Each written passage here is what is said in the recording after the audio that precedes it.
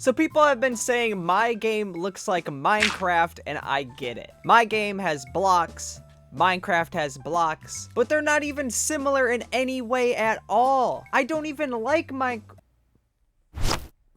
Well, that got me thinking, what would it be like if I actually put Minecraft into my game?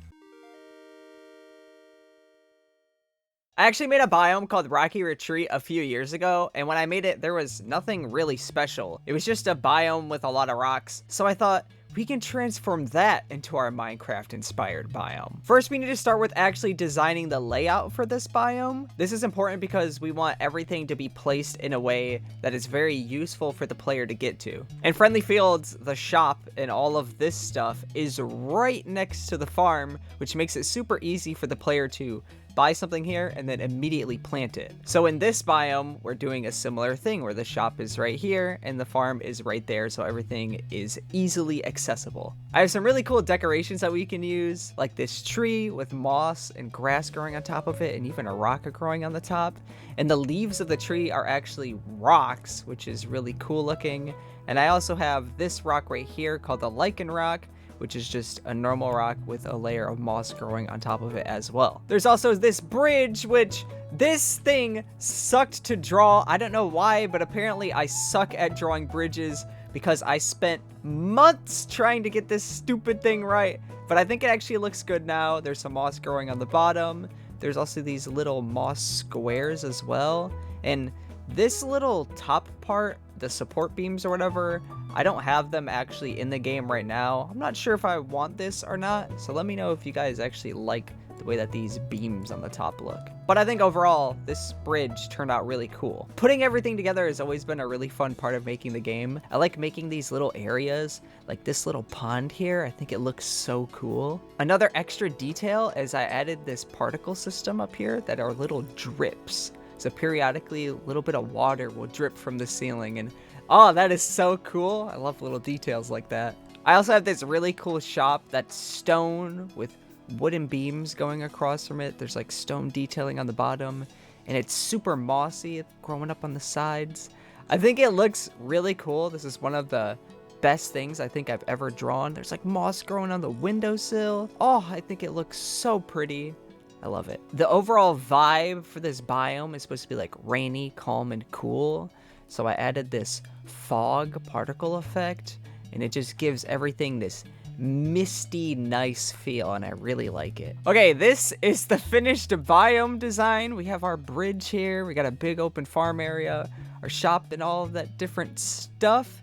And then we have this wide open space, and this is actually going to be used for our Minecraft inspired mechanic for this biome. So let's get on to that. In Gelli Fields, the main goal in each biome is to farm and do other activities to defeat corruption. So I'm thinking the main mechanic for defeating the corruption in this biome should be mining. This big open area that we talked about is the perfect place for us to put down different blocks that we can actually mine. There's stuff on the farm that you can remove, like trees and grass, so I think these blocks are actually going to be a variation on that. So I made this dirt tile that you can mine, but I also needed to make this corrupt one because I want you to mine from the left to the right, and you can only mine tiles that aren't corrupt. But when you do mine a tile that isn't corrupt, it then uncorrupts all the corrupt tiles next to it. Does that make any sense? But Fairlii, how will you defeat the corruption? Well, I actually made these tiles like this one that have this glowy thing in the center of it, and when you break that tile, it makes a spell which attacks the corruption. But we can't just have dirt tiles, so I added a few more that are actually really cool.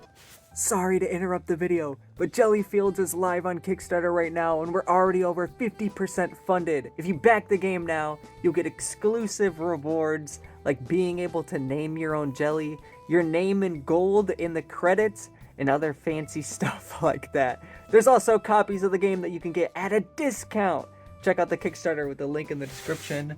Say hi to everybody, Fern. Whoa.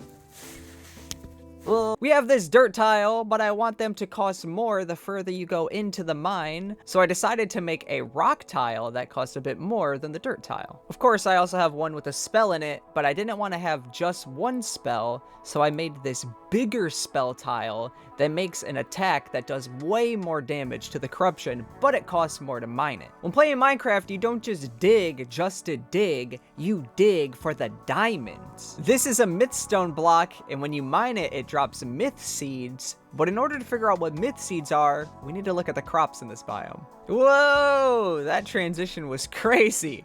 But normally in Minecraft, you go from wood to stone to iron and then to diamond. And my idea for doing that in Gelli Fields is mining fruit. So you start with dirt fruit, which then goes to stone fruit, which then goes to copper, and then iron, and then gold, and then mythstone. The way that you get these is when you grow the crop and you harvest it, it has a chance of dropping the seed for the next tier up.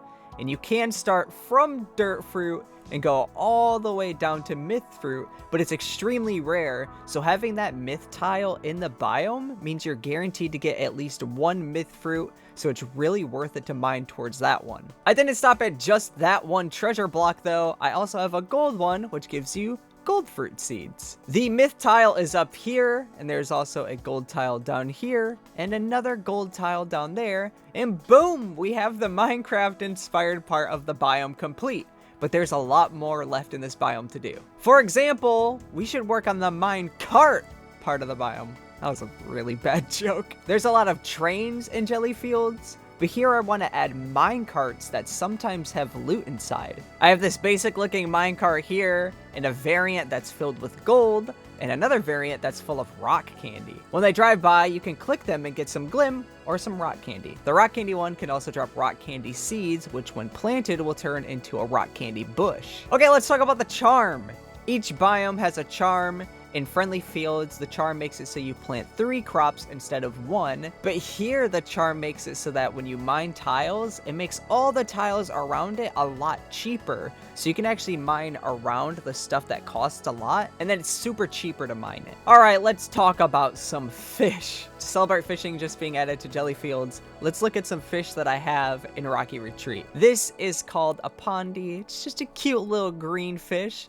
I like that guy. This is a pebble tail. It's a pretty quick fish. It's one of the more rare ones that you can get in the biome. And it's got this kind of angry face because it's just zooming around really fast. There's also this green water beetle called the green water dip. And this is really cool because sometimes when you fish, you don't just get fish, but you can also get bugs. Okay, the last thing that we're gonna look at is the mini game. Here we have this mossy rock. And when you click it, it brings up a thing where there's a thing going left and right. And when it goes over the thing in the middle, you click the thing and the number goes up. And the more you do it, it gets harder to click because it moves faster and the little area gets smaller.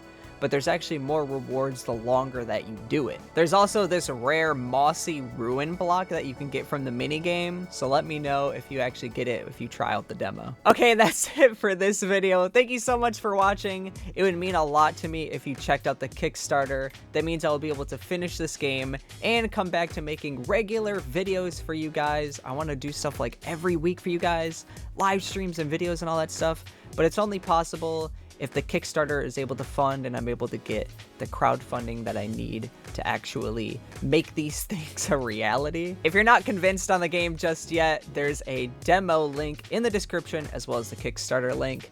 And the demo link is the Steam page. You go to the Steam page, you download the demo, and the demo has this biome you just saw in the video. All of the stuff that you saw in this video and more is in that biome. And I hope you enjoy playing it if you do decide to give it a try. Let me know if you back the Kickstarter. I'll say thank you. A little shout out to everybody that's backed the Kickstarter so far. We're already 50% funded, actually over 50% funded, but we still have the other 50% to go. And if we get fully funded, I'll be able to do stretch goals. Oh, it'll be so cool. But thank you so much for watching this video. As always, I'll see you in the next devlog. Goodbye.